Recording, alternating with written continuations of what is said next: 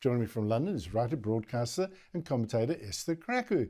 Esther, I'm not sure that we're entirely on the same page on inheritance taxes, but first tell me why your Prime Minister is going the other way to what our Productivity Commissioner wants.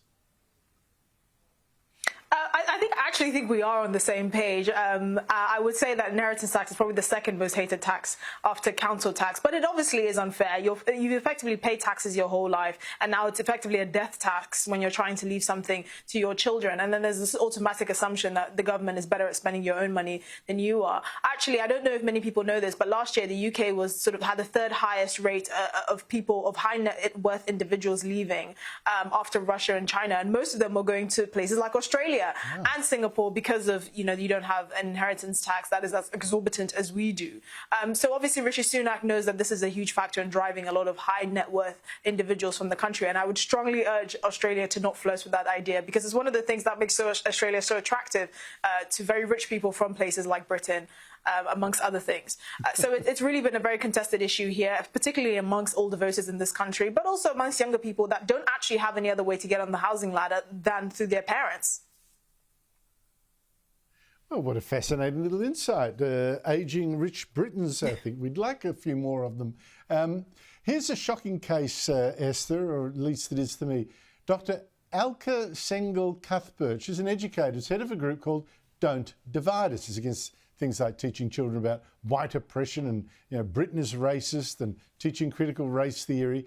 And she's now been banned from speaking at an education conference because the white organisers said 7 other speakers said they would not feel safe to appear alongside a representative of Don't Divide Us. The organiser said, I strongly believe that people should be prepared to subject their ideas to scrutiny and challenge. However, psychological safety is a precursor to free and open debate. And once the matter was brought to our attention, safety considerations need to be our primary focus. Their safety was at risk, Esther, by hearing an opinion they didn't like? Yeah. Yes, their psychological safety. It really does make you question why they even bother being educators in the first place, because apparently their job is supposed to be challenging the younger generation, but if they can't handle it themselves, you really wonder what business they have teaching. I'm very familiar with Dr. Alka. I'm actually a member of the group Don't Divide Us, and Dr. Alka is a very experienced, very intelligent woman. She has many years in the educational field, and she has a lot to offer. And to think that because she, ironically being the only person of colour on this panel, would actually offend these people that are there presumably to act in the interest of future generations that are in our education system is completely preposterous.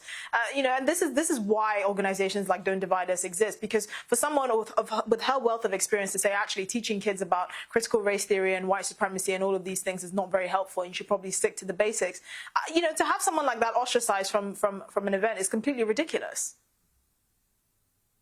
It seems weird. So here's a session devoted to diversity. They've excluded the one speaker who's a woman of colour because she makes them feel unsafe by saying, let's all be together. Seriously, is that where Britain is now?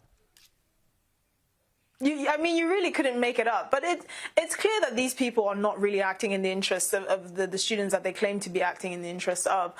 Ultimately, we really need to talk about what us kids are being taught when they go to school. And critical race theory has become a huge issue. We see, now hundreds of schools that are subscribing to this orthodoxy and that are teaching kids about these very sensitive subjects in a very binary way, and effectively importing a lot of American notions of race relations into the UK or into the British context, which really has no place here. So obviously voices like Dr. Alka are very valuable, and it's a shame that the organisers of this event couldn't see that because they were more worried about the attendees' psychological safety, whatever that means. Oh, seriously, that excuse flies now in Britain, does it? To be disagreed with means you're unsafe. Psychologically unsafe, yes. The reality is these people are not suited for any sort of critical discussion or debate. But for some reason, they actually end up going to these conferences positing as some sort of authority source on these issues for reasons that are clearly unknown to the rest of the general public. But it also highlights a huge issue in our education system more broadly and the powers that be that make these decisions on behalf of students. Esther, I don't know. This is just nuts. I mean, Socrates would have never survived in Britain now because he made a habit of disagreeing with people. Esther Krakue, thank you so much indeed for your time.